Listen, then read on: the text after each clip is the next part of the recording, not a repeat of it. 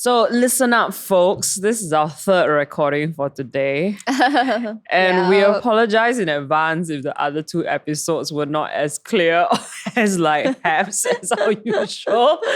Yeah, because we missed out something, right? So we just recorded an episode on how to train a preacher. Yeah. Yeah. And then after we finished, we realized we missed out a whole chunk that we should have talked about, which is what it's like being a woman preacher. Yeah, Kay of course went for the very above board, how do we deal with receptivity or certain things that guys can say, women cannot say it. But actually what I was thinking was I was thinking today our brain is not working because two of us are PMSing. That was what I was thinking about. Oh. And I thought that we should go through what is the experiences of women preachers and what different weeks of the cycle means for our preaching. Oh my goodness. Yes. Yeah. No, because there are some commonalities, right? Give an example, Kay. Well, I munched on my protein bar to get awake for this episode. I think the week before, it's very tiring. Brain cannot think. Yeah. Brain cannot think. Cannot think. The body, I guess, you feel more if I use the body, tired. Brain tired? Both. Yeah, I find it harder to string together an idea. The other thing I have trouble is talking and connection in the brain. It's foggy then. Not foggy, but I will literally stand out here and preach and suddenly lose my thought. And those weeks I have to make sure that my script is really thought for thought. And I tend to rely on the script way more that week because otherwise I will halfway. But even as I read the lines, I will still deliver. But halfway I'll be like, whoa, where am I? Yeah, and I will mispronounce words. The one that I always laugh at myself, I cannot help it. Winnie also laughs with me is when I say play instead of pray. And I don't know why that one keeps happening. It's hilarious because it's not like a thing I normally struggle with in real life. Yeah. Any other funny things happen to you when you're preaching on your period? No funny things. It's just all serious things. Cannot think. Yeah, cannot think. Do you feel more anxious? Please, I'm not sure about that one. But I can tell it's slower by a little bit.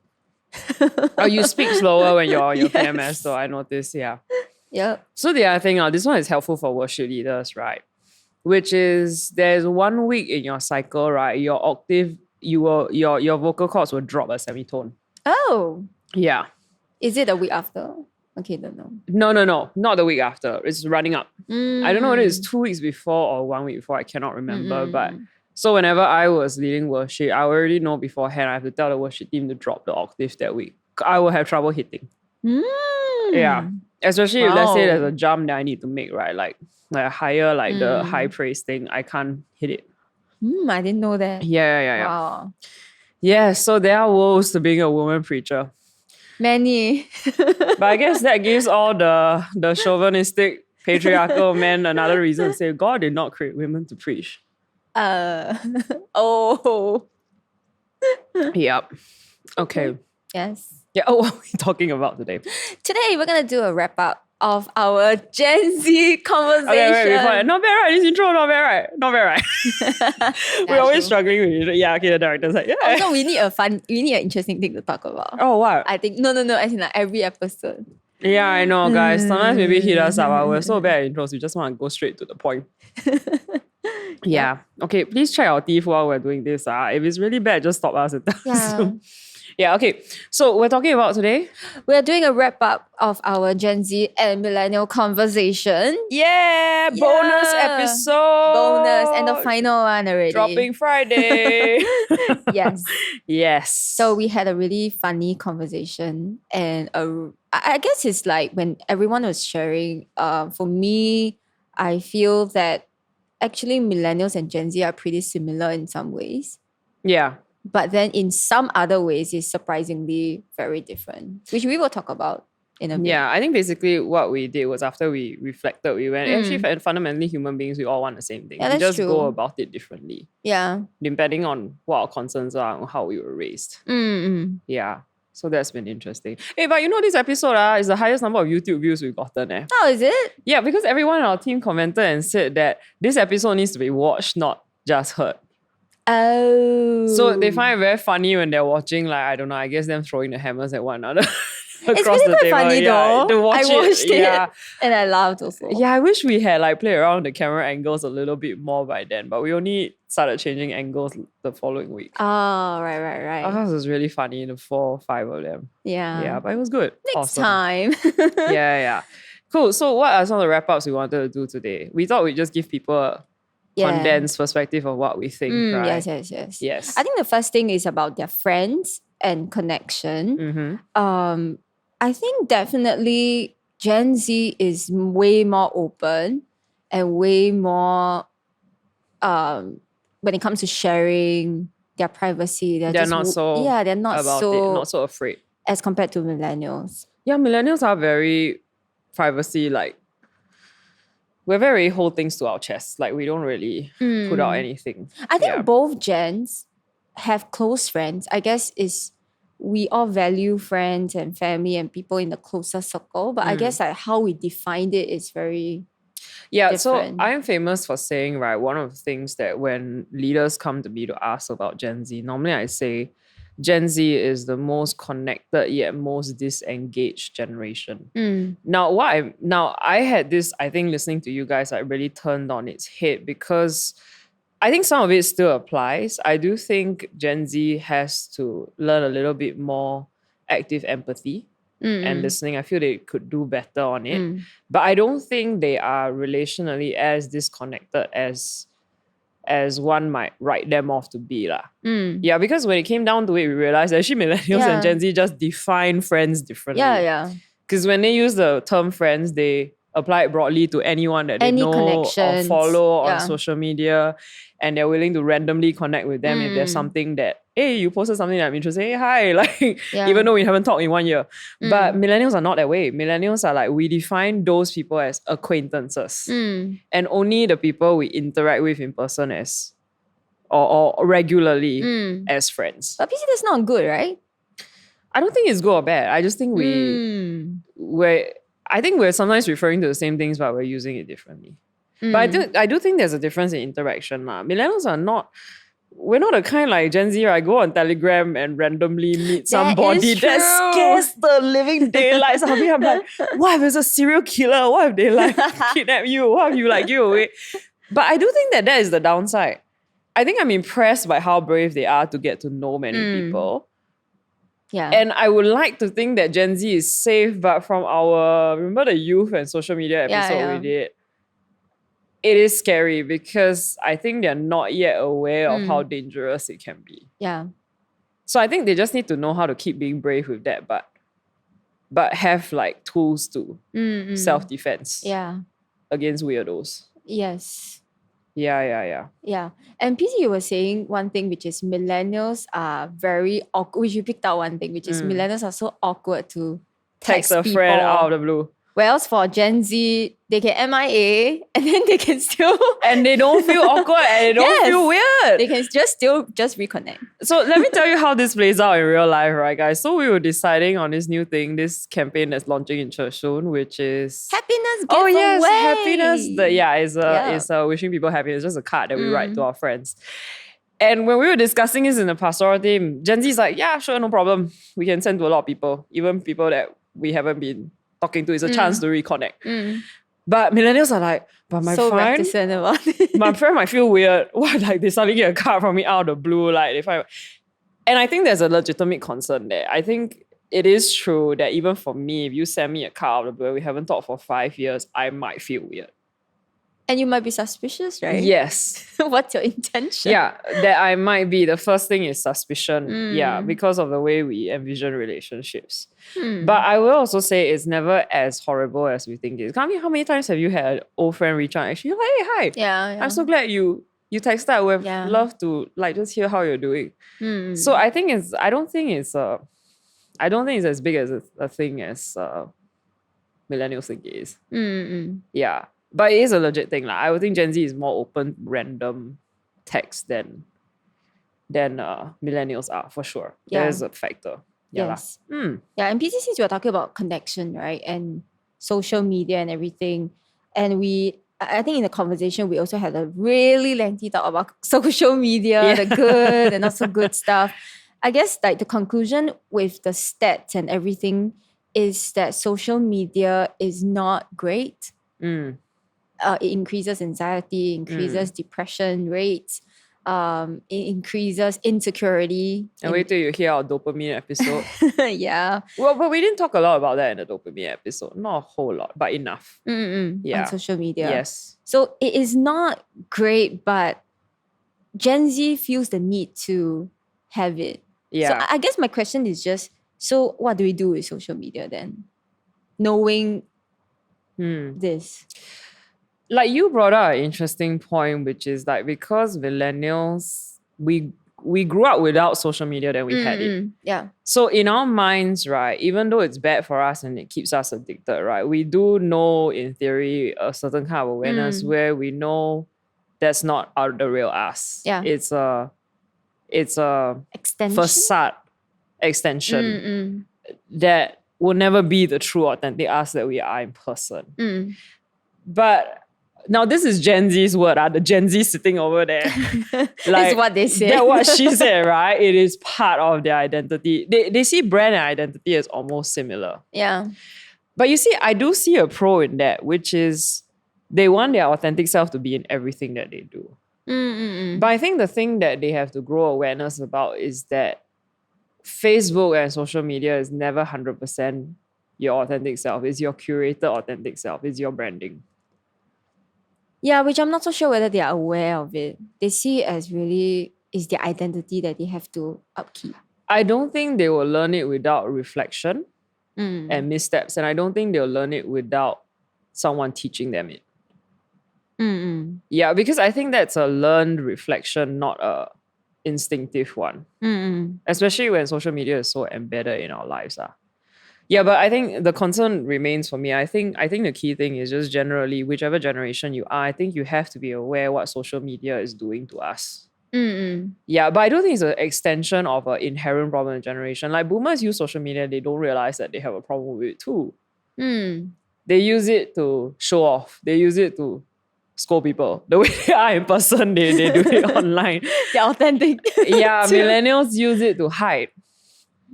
We use it to hide, and Gen Z uses it to, if they use it as an extension of their identity, then it has a really serious effect on their identity when someone doesn't like what they post. Yeah. It's a personal rejection. Yes, which the stats also say, which is they take like online criticism as more personally as compared to other gen. Because I think millennials will feel rejected, but there's still a certain that's online. My friends, they're not the same thing. My close friends matter. You get what I mean? So my close friends will get me through the haters. Yeah. So I do think it's a bit more tricky for that. And I think it plays out even if you look at the Olympics recently, right? I think it's very brave that they spoke out they have mental health problems. But it is interesting that every generation has had their own haters and slime out from media and everything. But I feel like Gen Z takes it more personally because to them, online pushback is personal. It's like attacking relational. Their identity? Yeah. Yeah. So, Yeah, but PC, the funny thing is that Gen Z takes online criticism more personally, but they take in-person criticism better than millennials. That's what you feel. That's your anecdotal feel, right? Yeah, just my judgment, okay? But is that because right now we're on this thing like there's a general like, oh my God, in our team, right? It's like now we love Gen Z and we're tired of millennials. I think because it's partly that, right? No? We're tired of millennial entitlement. And we're tired of ourselves, so we're projecting. Yeah, maybe we're tired of our emo, and so we're projecting. We're like, we want to be Gen Z. Maybe. Yeah, because millennials doesn't take... I mean, okay, maybe we wouldn't care about online criticism as much, but we take in-person correction more personally. Yeah, but you see, again, it comes back to upbringing. We were the generation that our parents were still like, you got to live up to these grades and meet these expectations. Don't shame me in school. Don't shame me in front of relatives. Whereas Gen Z grew up like, be yourself. Don't care about other people's criticism so much and just be authentic. So I think it's because of that. Yeah, there's resulting in the way we respond to social media or to in-person stuff lah. Yeah, but I brought up another anecdotal thing, right? Which was me and Pastor Estella had another plug. Pastor Estella's coming in a couple of weeks. She's coming to do an episode, first guest. Yeah, okay. So anyway, back to this. So we were having a conversation the other day during our staycation, and then she said, she gets very frustrated by Gen Z by the outspokenness. And she sometimes gets the feeling that they are a little bit flaky. Like they rage over a trend, and then after they jump to another trend. She said she feels sometimes it doesn't feel like they're as committed as millennials. But interesting, right? The podcast said that's not the case. I mean, what you had at the table, what? Gen Z stays at a workplace longer. But we said millennials stay shorter, but when they are there, they give 120%. They will work late, OT, overnight to make it happen. Yeah. Gen Z is like, no. No, really, what? Just like self-care. Yeah. Yes. Which are very good at. Okay, but the one thing that we both did say, we enjoy mentoring Gen Z way more than millennials. Reason being, millennials are very status orientated. So as single women leaders, right, it can be very frustrating. Yeah. They go, you cannot give me any good advice if you are not married, you don't have children, blah, blah, blah, blah, blah. Gen Z doesn't care.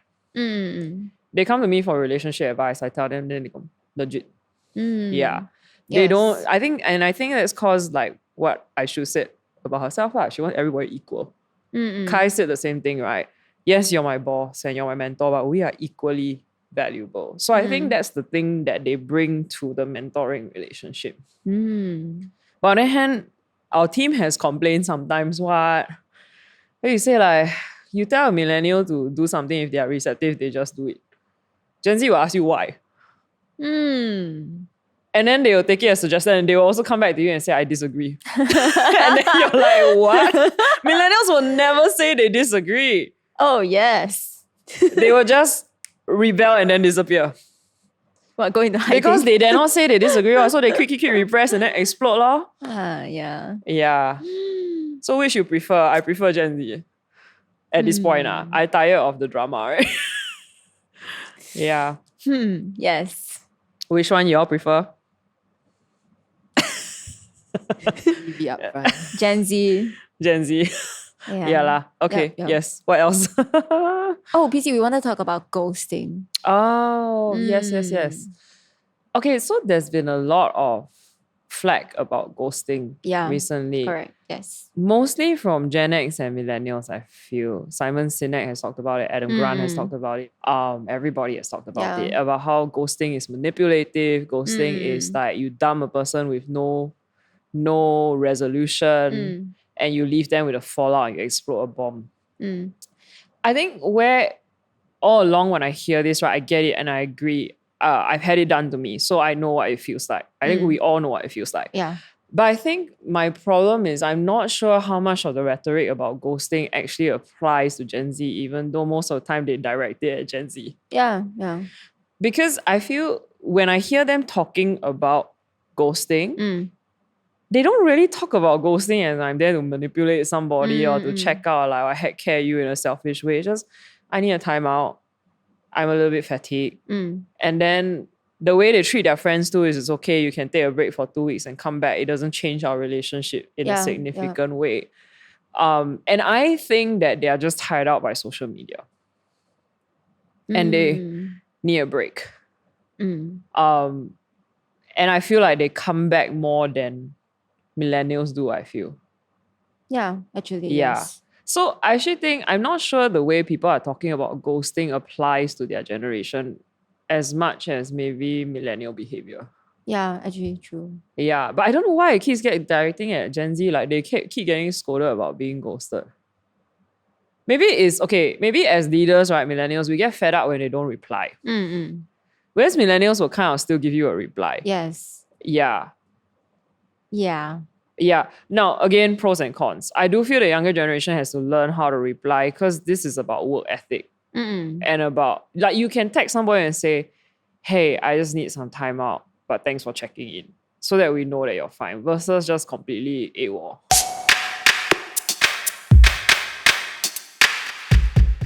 Oh, I want to jump off to a question I'm very curious about is, do you think that Gen Z will be less materialistic? Since we are talking about how millennial is very, they care a lot about status, brands, accolades and all that. I feel way more than Gen Z. So in that line of thought, do you think Gen Z will be less materialistic? Just speculating. Okay, so after a lot of rounds of thinking, I think no. I think that materialism exists in every generation. Materialism is one of those timeless human struggles. I feel wealth, whether it's money, whether it's status, whether it's brand clothes, it's something because currency can change, you see. Human influence and power, currency can change. It can be gold, it can also be I don't know, for Gen Z, trends, social justice, wanting to seem like they're on the ball with those things. So I just think the currency is changing, but I don't think the mechanism of materialism and the reason behind materialism is changing all that much. So our reasons for buying certain brands are changing. So millennials will go by brand name and status, right? And again, that's because of how we were raised by our parents. You need to get into a good school. Like, we grew up in a generation, especially in Singapore, where that was the thing. Everybody was changing the brand name of a school and grades for status. So that became the university certificate, became the goal and the money and the wealth. Yeah, but for them, I mean, it is changing. The good thing is it's changing to be like they like to buy into a brand that has a cause. But then their brand is exclusivity. Isn't that just another version of elitist? I can wear this particular shoe that nobody else has and post about it on Instagram. And then they said when they see, they feel a comparison, right? Millennials, it's a different currency lah. Like maybe marriage, children. The moment it's like, I don't know, like a lot of friends, the moment they are become a mom, it's like everybody is trying to be a mom influencer, recommending brands and like hashtag mom life. So I think that we just all argue with different currency. So I'm not sure materialism is actually changing. I just think we do it differently. But the good thing I will say is I do like the fact that they are more pragmatic with money. So they will actually make money to buy a thing. Compared to sometimes millennials will buy what they cannot afford because of the mechanism of entitlement. We get trophies without earning it. So we can also buy things without having the means to earn it. Which is more problematic. Yeah. So I think all the problems come out in every generation. It's just how much and how. Yeah. Actually, I'm very curious why millennials, I mean, like, we are entitled, but then we are adaptable. I just find it very... But is that to do with the split?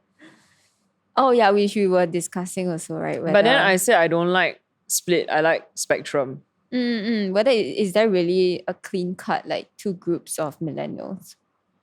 Yeah, because I feel even if you identify as a mega millennial, right?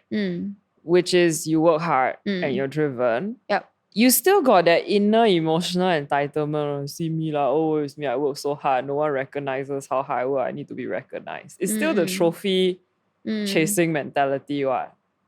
Which then only for entitled people, the problem is they want a trophy without any hard work at all. So, but there's still the same problem. And I think for me, what was interesting, because I really do see the split in me, I don't relate to either. I really come down a minute. I think that's to do with my upbringing. I had a family that was well enough to do, gave me certain things really easily, like going to a good school, or exposure, holidays, that kind of thing, but deprived me other ways where it was like I'm not giving you so I used to get less allowance than my friends who came from poorer homes because my mom wanted me to recognize the value of money. And then I planted this church, which was a decade lesson in having nothing and giving everything. But you, on the other hand, you definitely are mega millennial because you basically held up your entire family your whole life. Yeah, so you cannot relate to millennial at all.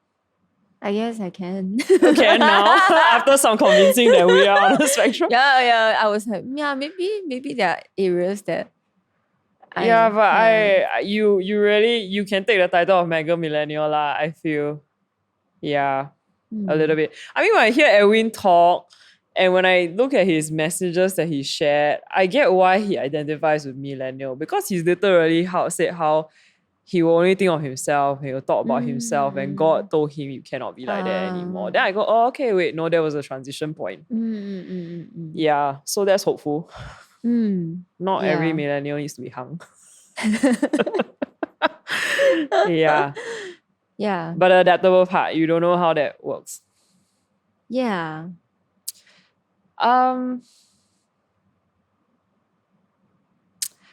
Okay, I think a couple of things I noticed hearing them talk, right? I think millennials are very scared of occupying space as compared to Gen Z. And I think because when we were younger, we were taught and brought up to fit into boxes in order to be loved. So I think that predisposed our generation to be somewhat of a repressed and abused generation. Now, there's strengths to that lah. We are better at empathy. The studies show, I mean, you're reading right now, right? The book, the Narcissism book by Dr. Ramani Duraslava. And she says on the scale of narcissism, boomers rank the highest. And millennials are the most empathetic. Because I think boomers expected us to fit into boxes. And we could, even if they didn't explicitly say it, we knew that we were making our parents ashamed if we could not be better than the other relatives' kids, for example. So we spent our whole lives trying to adapt to these boxes to try to fit our life into this particular career that will make them proud, or do this particular thing, entrepreneurship or doctor or lawyer or whatever it is. So I think distinctly that's very different from Gen Z, who's like, I'll just be whoever I want. I don't need an expensive degree. Yeah, even the better schools, they're like, it's okay. Cheaper is better. Yeah. So I think that made us to be very adaptable. But really, ironically, it is abuse behavior reaction. No, really, honestly speaking. Yeah, because if you spend your whole life adapting, then you're very good at reading a room. And that's the thing with millennials too, right? They walk into a workplace, the first thing they go is try to read the room and what's expected of them. And they want to know, tell me what you want. Yeah. So I think therein lies the very big difference between mentoring millennial and Gen Z. Gen Z wants to know why. Millennial wants to be told what to do first. Then they will be calm enough to understand why. Yeah. The way it works is different. Yeah, just at the beginning stage anyway lah. Yeah. Because after that, relationship comes to play, which is a different dynamic. Yeah. So Pastor, that is millennial. When it comes to Gen Z, right? Because PC, they were saying that they can be both selfish and selfless. I just want to know, is that possible? PC, you think? Okay, there are two things I want to say about that. I think the first problem is, again, it's semantics. I think what are you defining as selfish and selfless? Because if you're defining selfish as I can take time for myself and then come back to selfless work, like recharge in order to do other things, then I don't really consider that selfless. I feel like in the whole overall scheme of things, are you moving the needle forward? Yeah, then, okay. Yeah, but I do think I do see that right now, but then they're young. There's a gap, I feel, between what they profess and what actually comes out of the fruit of the tree. Yeah. Yeah, because I think the classic example that bothers me is social justice. Like, you can rant anyhow and scold people and everyone would jump on board onto the bandwagon and cancel somebody. And then now there's more instances coming out in Singapore where you find out later on after it's gone viral and reputations are damaged that the person lied or told half the story. And I go, is that really social justice to jump on the bandwagon? So some scientists and professors said this, right? They said the problem they have with social justice right now, they said is there's a victim problem. Victimhood is being too celebrated. Oh. Like, so the idea believes the victim is a good idea. But remember that term came about in a time where women were not believed, where LGBTQ people were not believed, where minorities, black people, minority groups were not believed, and only the majority and those in power believed. But if you take that and you kind of do a bad mapping and you now everything you should believe the victim, then without any verification at all, there's a problem. Because there have been a few cases in Singapore like that already in the courts and on social media. Yeah, so I feel there's a lack of awareness of where terms came from and a sweeping jump onto the bandwagon and think you know everything. But again, that could be a behavior of being young and inexperienced. And maybe it looks worse because, you see, if you give that same problem to millennials, right, we are more reticent to speak out. We're very scared to rock the boat. So even if we think it, we're not going to enact real world consequences on somebody. Because we will go through the right channels. Because even with getting redress, right, there's a certain way to do it. We report to the police and we do it properly and we say it nicely and we do it respectfully. But there's downside, right? Yeah. Because sometimes the abuser gets away with things. But here, it's like you're taking a grenade and exploding it on one guy and killing everybody else around at the same time. Oh, yeah. Yeah, so you have to think about the consequences. So that's where empathy comes in, law. If you're not listening and following the consequence of your behavior, you're not going to get the outcome that you want. So if you don't recognize that social media should not be your identity, then you're going to keep having mental health and depression problems. Because there's a reason why it's escalating in Gen Z, right? The stats show they are the most depressed and mentally challenged generation. And yet they talk the most about mental health. They talk about it, but they're not doing the things they need to do to get out of it.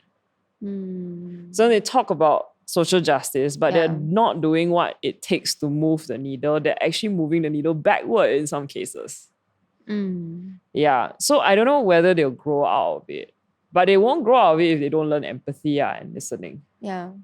But for that matter, millennials will not move the needle also if we're too scared to take up space and to voice our opinion. Because we've got good things to say and good solutions to give, but we're too scared. Yeah. Yeah. Yes.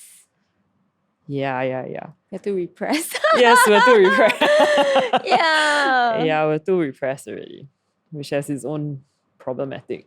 Yeah. But PC, would you say that Gen Z are more, how do I say, when it comes to social justice or maybe when it comes to justice-related things, they are more, is feisty the word? Is vindictive the word?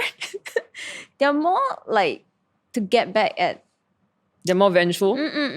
Are they? Maybe. But again, it's how millennials have raised them to be what? Millennials are trying to raise them to do all the things that we didn't do, which is to use your voice. If someone has done something to you, speak up. Yeah. Don't just take it. Because we're training them out of things that we lack. Yes, true. Yeah, but again, you see, every of these things is a reaction to something which needs to be balanced out eventually. So I would wonder again whether when Gen Z gets to their 30s and they reevaluate life as millennials did, which is what spawned all the self-care. You see, the self-care movement on IG right now is actually not a Gen Z movement. It's a millennial movement pioneered by millennials but spread by Gen Z. So it'll be interesting to see what happens when they hit 30 and they see the downsides of all of how they do social media and social justice, and they start creating solutions for that. Then they will start to teach the next generation to run with what they teach. So I just think every generation does its own corrective moves. But if you can do it in a self-aware way, then instead of reinventing the wheel or swinging the pendulum all the time, you can help build forwards. Yeah. PC, you were saying about empathy, right? For Gen Z is that sometimes it's easy to just sit behind a screen to attack somebody and not exactly, because it's harder to attack someone when you are, say, in person, face to face with them. but it's easier to hide behind a screen and hide behind call someone statements. out. Behind statements and call someone out and not feel the repercussion as personally. You want me to talk about the trolley thing? Okay.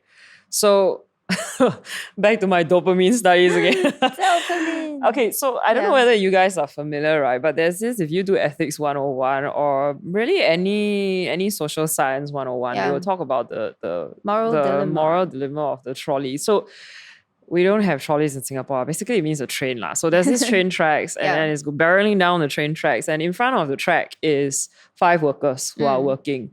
And so if the train keeps going, it can hit the 5 workers and kill the 5 workers. Or the train driver can choose to flip a switch and change the track to a offshoot track. And on that track is only 1 worker. So when you pose this moral dilemma, right, to most people, I think 90+% of people will pick to flip the switch, so to flip the track, because killing 1 person is better than killing 5.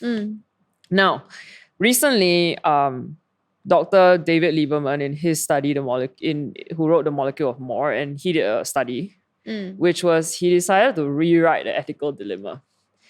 And according to the brain, okay, because not to rehash this again, go listen to the other episode when we talk about dopamine. Our brain has a here and now mechanism, and it also has a future mechanism. The future is controlled by dopamine generally, and the here and now is like our ability to be present and is controlled by other chemicals. So what he did was he said, okay, now you're on a bridge and the train is barreling on the tracks below you, and you see the same thing. 5 people are in front of the track and it's going to knock down. And you realize that there's a friend next to you, and you realize that if you take that friend that's on the bridge with you and throw them down in front of the train will hit that friend, but the train will slow down enough that it won't kill the 5 workers. Will you throw that guy onto the tracks? And now 70% of people said no. Now why? Because there's a mechanism in the brain that when you're in proximity with somebody next to them, near to you, your person becomes adverse to cruelty or crisis or all these, whatever they call it. So he uses this to talk about what happens on social media. In social media, you don't see the person face to face. You don't see the real-time reaction. You don't feel that they are a real being with feelings in front of you.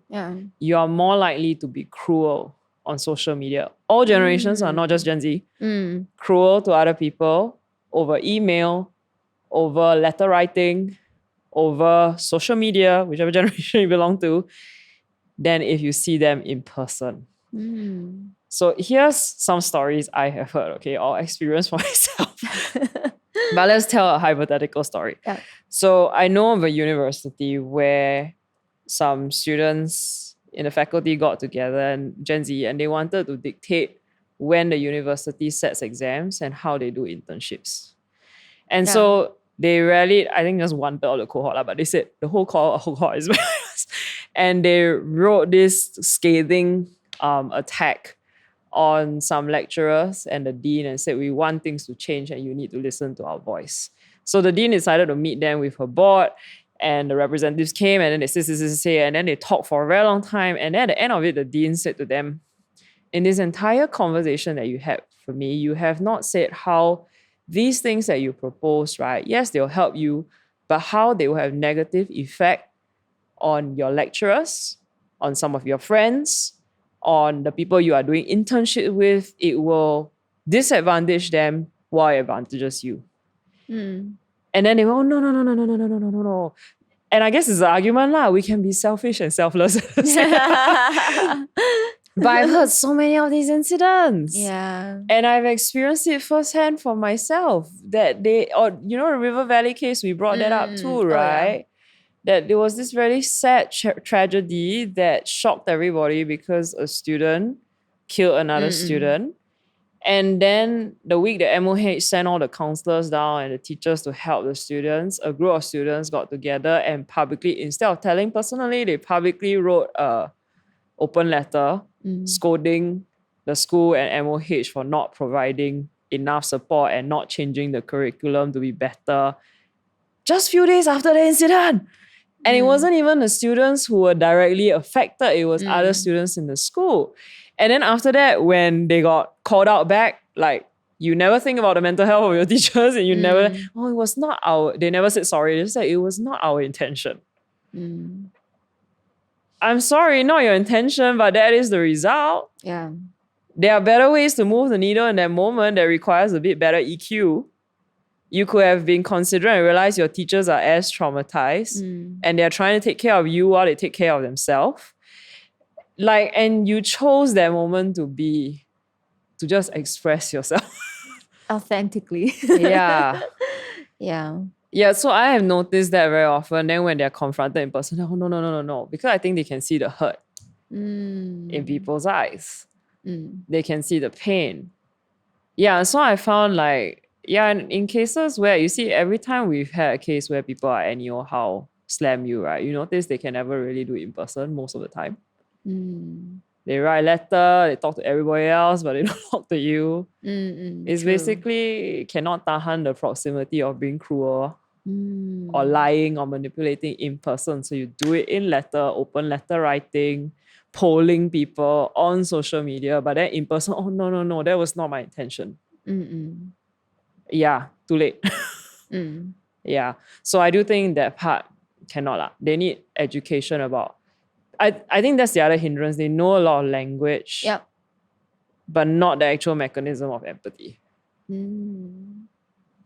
Yeah, so you can throw around a lot of terms, but do you really understand what they mean? Yeah. Yeah. Actually, I was as you were telling the experiment piece, I was wondering, right? Yeah. If it's a millennial standing on the bridge, right? Would a millennial jump down the bridge? Like, would a millennial sacrifice wasn't that themselves? option? Yeah, because I imagine, will you throw this person down, or will you just let the train hit? Or maybe you can jump down the track. Millennial won't even think of that if the option wasn't given. Yes. The Gen Z will be like, huh? Don't throw anybody down. Look around. Is there anything else? Oh yeah, that's true. That's true. They will think that way. Yeah, I feel like they will think that way. Oh my goodness, you wouldn't think of it because it was not offered to us. Yeah, it was offered. The option was not offered. Yeah. Okay, yeah. Oh, anyway, that's a random thing. Yeah.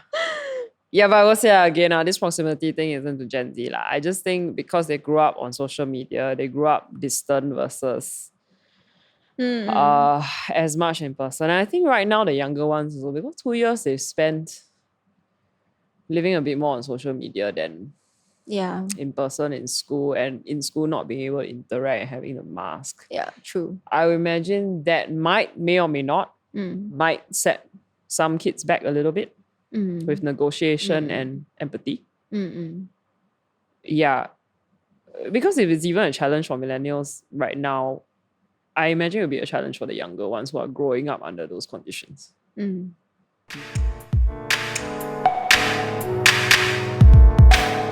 landing on PC. What do you think both generations need? I think we've already berated what Gen Z needs in that last segment. I think let's go badger millennials a little bit. I do think millennials need to stop being so fragile. I accept the label where people call us the strawberry generation. We are legit fragile. I think we need to be braver, we need to be tougher, we need to be more relationally resilient. Yeah, I think we need those things. I think we need to learn from Gen Z in terms of being braver and using our voice and getting down to doing versus just idealizing. Yeah, we are fixated on idealistic dreams. Well, maybe I throw in here something, but should I throw it in? Okay, I'll throw it in. Never mind. Anyway, because I was going to use this for my Christmas message. And it's borrowed from Paul Scanlon. So Paul Scanlon has this metaphor he's now using, which is about follow the yellow brick road. So if you know the story, right? The Wizard of Oz. And how Dorothy and the lion and the Tin Man and one other creature, I cannot remember what, they take this yellow brick road on the way to Oz, and it's this idea that when she gets to Oz, she'll meet the wizard and everything in her world will be put right, but it doesn't happen that way. And what happens along the way on the yellow brick road is the Tin Man doesn't have a heart, he gains a heart. And then the lion doesn't have courage, he gains courage. And Dorothy learns some lessons. So he says, it's not Oz that matters. It's what you pick up on the yellow brick road. So I think millennials need to stop thinking that when we get the future that we want, we'll be happy. When we get the future that we want, then finally we will be brave. Finally we will be courageous. Finally we'll be the leader that we want to be. But the leader we want to be is the person we find on the road. The skills we want to pick up is what we find on the road. The courage and the bravery we'll find out is just do something, get on the road and get working. It's not in Oz, it's on the road. Yeah, so I think that's a really great metaphor that I think I'm holding on to this period to stop feeling, because I think that's the lie in millennials' head, that we'll be happy when we get there. Yeah.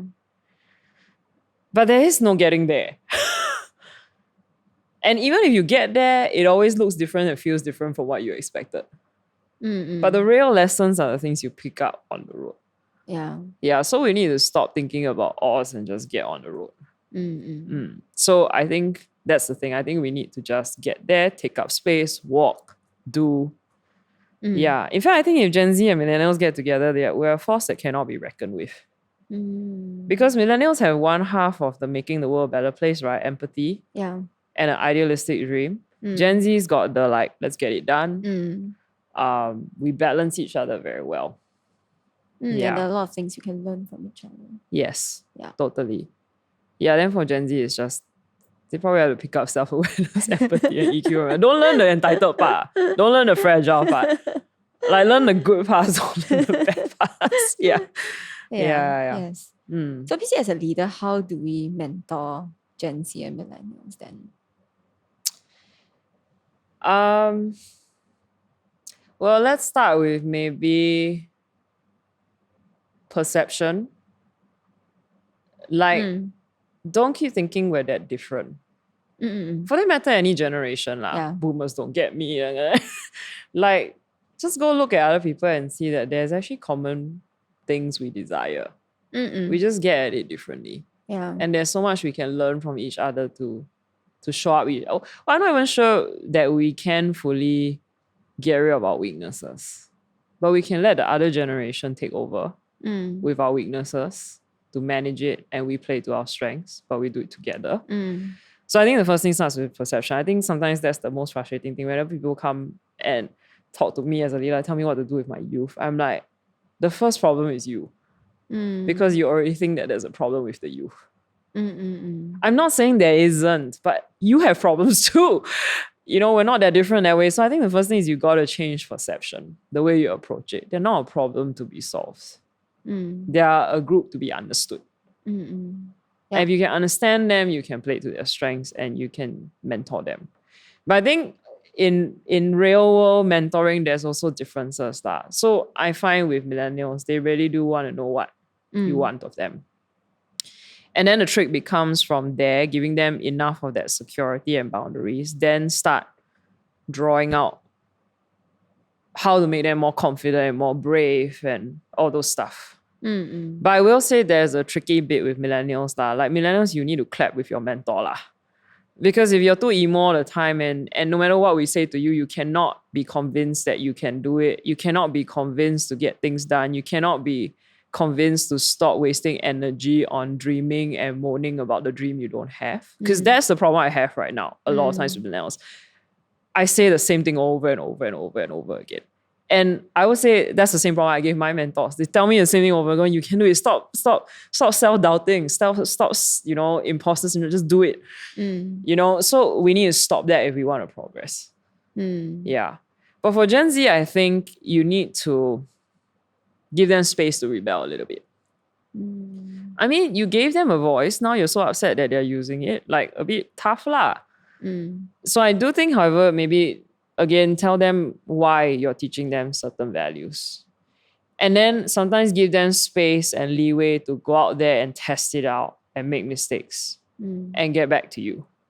Because I think that mechanism of letting them go and try and not cramping them down too much is their way of learning to trust you. that you want what's best for them and you're not trying to control them.